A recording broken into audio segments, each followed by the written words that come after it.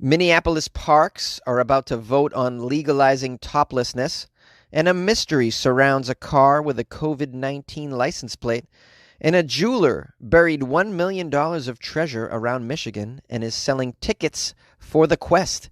These are the weird stories for Thursday on Weird AF News, your only daily weird news podcast hosted by a comedian. I'm Jonesy. I'm happy to be here. I'm happy you're here. You're listening to Weird AF News with Jonesy. Minneapolis parks are voting on legalizing toplessness. In the state of Minnesota, it's technically legal for a person with breasts to go topless if they want to. You must have breasts, though, as if a human being doesn't have breasts. Aren't we all born with breasts? Even I have breasts. Anyways, you can be topless as long as you're, quote, not being lewd, L-E-W-D. What is this lewd word? Well, based on past citations, being lewd sometimes means taking off your shirt at a sporting event. Ah, come on, that's the best part. You paint a letter on you, you get 5 of your friends, and you each paint a letter, and then you go, Bears! Also, being lewd, apparently, according to past citations, means sunbathing. So you just can't pop your top off if you're sunbathing. Technically, I'm a person with breasts. Am I not allowed to sunbathe? Is this being lewd? I'm very confused. We're dealing with language issues here in Minnesota. But there's one place in Minneapolis you can't take your shirt off, no matter how you're behaving, no matter whether you have breasts or not, and that is parks, public parks. There's a park ordinance that explicitly prohibits anyone older than 10 from exposing their, quote, genitals, public area, buttocks, or female breast below the top of the areola. Let's go through that again. Genitals, public area, buttocks, or female breast below the top of the areola. What is public area? Do they mean pubic area? Is that what you mean? But wouldn't that be genitals? Sounds like you're being redundant there. Or do you really mean public area? What is your public area? Ooh, I'll show you my public area if you show me yours. Please explain, Minneapolis. Now, a few people have pointed out that this is weirdly specific and doesn't make a whole lot of sense, and I agree. Well, this month, the park board is going to vote on eliminating this ordinance altogether and leaving it up to the state statute. Elsewhere in Minneapolis, people of all genders can be topless in public, says Commissioner Chris Meyer. In spaces where men are allowed to go shirtless, women and transgender people should be able to go shirtless as well. And Meyer went on to say, the reverse should also be true. If it's not okay for women to go topless in a certain area, it should not be okay for men either in that same area to go topless. I agree. I would overall love it if my country just got this whole fear of the human body, uncomfortability of the naked human body in order. You know, let's just be adults here, okay? I mean, you don't have these issues in Europe. You can be topless on a beach. Nobody freaks out. They're like, yeah, it's boobs. What is the big deal? We seem to be much more comfortable showing images of violence in the U.S. rather than a naked body, which just seems ridiculous. It's infantile. I mean, really? I mean, I'll never forget that whole Super Bowl Janet Jackson titty incident, whatever year that was. I mean, everyone's so up in arms about the titty, you know? And you meet people from other places around the world. They're like, I don't see what the big deal is. Why are you guys freaking out over this titty situation? It's like, there's like lawsuits and you know, I just would love to see us get this together. And I know there's an argument out there. Parents always say, but what about the kids? What about the kids? How about you explain to the kids that there's no shame in a nude human body? It's beautiful. It's there. You're going to see them throughout your life. Get used to it. It's not a big deal. I find it so funny that the same families that are afraid of exposing their children to the nude body also own 17 guns in their house that the children can plainly see. Like, that's okay. All right, I gotta calm down. I gotta get off my pedestal. Forgive me. Some of these stories really get me going. You probably have an opinion on this as well. Please call the show, 646-450-2012. Please Do not email me nudes to funnyjones@gmail.com. We will not accept nudes, even if you're from a Minneapolis park. Okay. Mystery surrounds a car with COVID-19 license plate. A car with the number COVID-19 has perplexed Adelaide Airport staff, who say it has been parked there for many months. This is in Australia, by the way. A photo of the gray BMW was sent to the media by airport worker Stephen Spry, who said this vehicle with license plate COVID-19 has been left in the staff car park since before Australia's coronavirus lockdowns began. Ooh, what is this? Some conspiracy? Mr. Spry says, as far as his colleagues could recall, this car was definitely there from mid-March when most airport staff went on a 4-week leave. They went on a forced leave from the airport. He says the car had a cover over it, which was blown off by windy weather in April, creating more intrigue about the car, and particularly its number plate. The staff speculated about why such an expensive car would be left at the airport for so long, parked in one of the spaces closest to the terminal, in fact. Woo! The mystery deepens. Here's a quote from Mr. Spry. We seem to think it might be a long-haul pilot who's going overseas and can't get back. Is that an Australian accent? Probably not. What he said was, he thinks it might be a long-haul pilot who went overseas and can't return.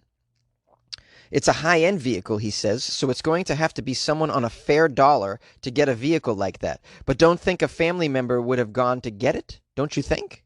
Well, it's just a BMW, first of all. It's not like this crazy high-end. I guess maybe in Australia, Beamers are very expensive. Staff at the airport are only meant to leave their vehicles in the car park for up to 48 hours, according to Mr. Spry. So if it's not staff, who is it?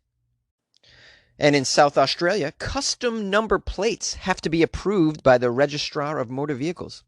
It takes at least 10 days for a personalized number plate to go from purchase to being issued. This BMW in question is registered until September 2020, according to the government. Registration can be taken out for either 3 or 12 months. Custom number plate agreements are for 12, 24, or 36 months and are separate to registration. There are no cars interstate with the registration COVID-19, according to the state government websites. Ooh! However, in NSW, a Volvo car has the registration COVID, and a Suzuki motorcycle in the Northern Territory has the same number plate, but it's a motorcycle. This is where the article ends. What is this mystery car with the COVID-19 license plate? I know what's going on here. Somebody went to Australia carrying the COVID in their trunk. They parked it here and then shot it off to China. This person doesn't like China. They said, yeah, don't like China. Going to send me a virus over there, eh? Wait till they open this one up, eh? This is packaged right here under the aircraft. How's this Irish? How's this Australian accent? Yep, don't like China. Going to give him a virus today, eh? Then they mailed the virus, then they ditched the car. They left the clue, though. COVID-19 license plate. Ah, see, this is why I get the big bucks. I'm like friggin' Sherlock Holmes around here. I am so dumb. You like podcasts? You're listening to my podcast. Maybe you thought to yourself, I'd like to make a podcast. Too difficult. No, not with Anchor. Anchor has free creation tools that allow you to record and edit your podcast from your phone or your computer. Anchor distributes your podcast to Apple, Spotify, Stitcher, and more. They have advertising integration, so you can even make a little money off your podcast. Everything you need to make a podcast in one place. Download the free Anchor app or go to anchor.fm to get started. And good luck with your podcast. Good luck with your creation. Good luck with your life, man. A Michigan jeweler buries $1 million of treasure and is selling tickets for the quest. Johnny Perry has been a jeweler his whole life. He learned the business from his father. He decided to wipe the shelves clean at his shop called J&M Jewelers, and he and his wife have buried the treasure across the state of Michigan for others to find. They chose dozens of spots from Metro Detroit north throughout the Upper Peninsula. Buried treasure, you say? No, this is a thing of the movies or pirate tales, am I right? No. They really buried these things. Here's a quote. We went through waterfalls, streams. We kayaked everywhere. We went to distant places. As soon as I release the clues to where the treasures are buried, the race is on, Johnny said. Diamonds, gold, rare coins. This is the part of the story when you're thinking, are these people nuts? Johnny says, I was going crazy at home with nothing to do, pacing back and forth during this pandemic. The pinch of the pandemic was too tough on the business. After 23 years, he had to close up shop. He had to find new ways to make money. So they're selling tickets to each treasure quest. Ticket holders will get a set of clues on a specific date. Here's a quote from Johnny. You follow the riddle. You got a little wit, a little adventure in you, you'll find it real quick. I don't expect it to go more than a week, as a matter of fact. There is a limited amount of tickets for each treasure quest. Each prize is worth $4,000. We got a GPS in there, so I know if it's been moved. If you move that treasure, I'll know it's been moved and picked up. The first hunt launches August 1st. So you guys got $4,000 laying around? You get some stimulus money? You want to invest? Well, buy a ticket to Johnny's Treasure Quest right outside of Detroit. It's probably safe. Johnny says, this one is about approximately $4,200 with the price of silver at $20 an ounce. It took about 4 months to complete, choosing spots special to his life and his new life as a married man.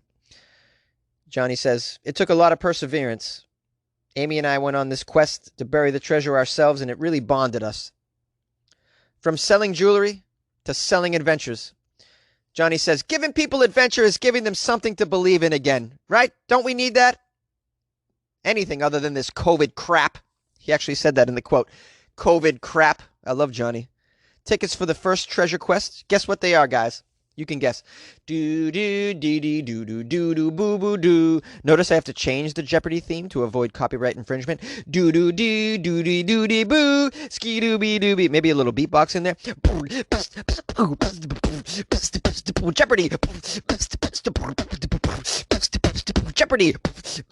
Okay, it's $49 a ticket. Did you get that right? $49, but the prices will vary throughout the hunt. If you want to buy tickets, go here. Johnny'sTreasureQuest.com. I swear to God, this is real. I tell you, man, if I was in Michigan, I would pay $50 to go on this adventure. I absolutely would. Get my GPS out, get my shovel, maybe a ladder. I don't know. Maybe some weapons. Probably going to need some weapons. I assume some of these treasures will be guarded. Could be guarded by a wild animal. Could be guarded by a mummy. I don't know. Maybe there's pyramids involved. Maybe some spelunking would be involved. Possibly climbing to the upper reaches of a mountain precipice. I don't know. I'd imagine Johnny, because it took him so long to hide this shit, went to some lengths to make it difficult to get. But I got to tell you, this sounds like fun to me. A fun adventure and a great way to spend the pandemic. Searching for treasure. Your $50 could turn into $4,000. Who knows? If you happen to go to Johnny'sTreasureQuest.com and get a ticket and go on this adventure, please email Jonesy some video and some photos. I'd love to see this. funnyjones@gmail.com. You know it. And of course, if anyone wants to come and pick me up and bring me on the adventure, I'll give you my address. Because hell, I got nothing better to do. Let's be real. If you like podcasts, check out Spotify. You can listen to all your favorite artists and podcasts in one place for free. You don't even need a premium account. Spotify has a huge selection of podcasts on every topic, including this one that you're listening to right now. And you can easily share what you're listening to with friends on Instagram as well. So download the Spotify app, search for your favorite podcast, and also make sure to follow Weird AF News and never miss an episode. Yes, download Spotify and make your life easier.